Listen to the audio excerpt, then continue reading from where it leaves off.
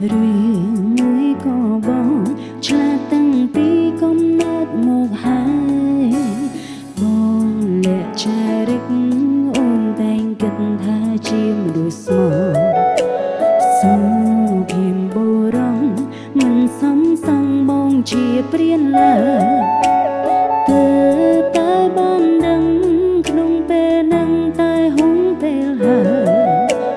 បានត្រឹមតែស្ដាយក្រោយមិនគួរឡើយឲ្យបងបោកបាន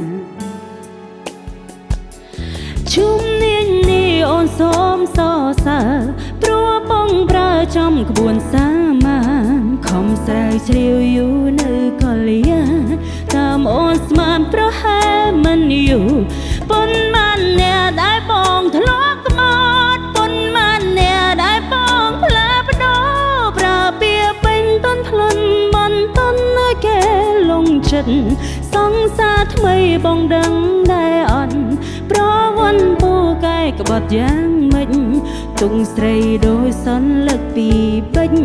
គ្មានដំឡៃបនតិចក្នុងចិត្តនារីម្នាក់នោះស្គាល់ច្បាស់ទេ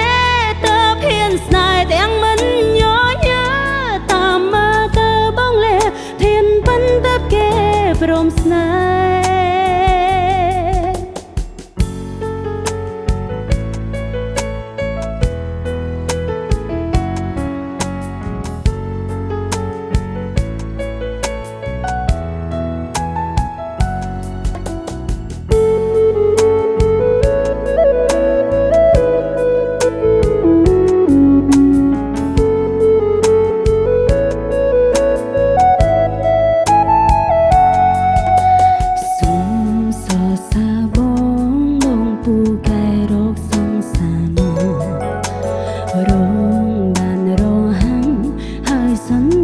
ជាស្រីស្អាតស្អាតតើជំនាញនេះចេញពីណាទៅបងសែនឆ្លាត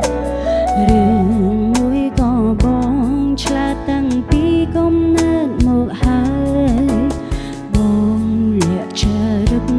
អូនតែងគិតថាជាមនុស្សស្មោះ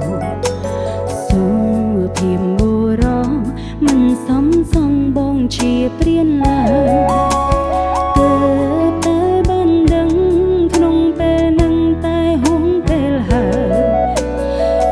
ត្រឹមតែស្ដាយក្រោយមិនគួរឡើយឲ្យបងបោកបានជុំនាងនេះអូនសូមសរសើរព្រោះបងប្រើចំក្បួនសាមានខំស្រាវជ្រាវយូរនៅកលយា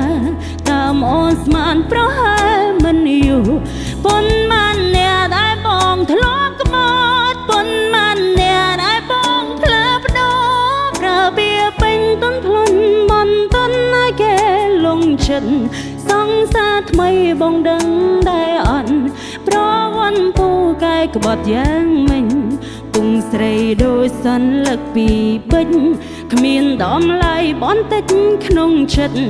នារីម្នាក់នោះស្គាល់ច្បាស់ទេតើភៀនស្នេហ៍ទាំងមិនញញើតាមមើលទៅបងលៀងធានប៉ុន្តែគេព្រមស្នេហ៍សង្សារថ្មីបងដឹងដែរអត់ប្រវត្តិពូកែក្បត់យ៉ាងម៉េច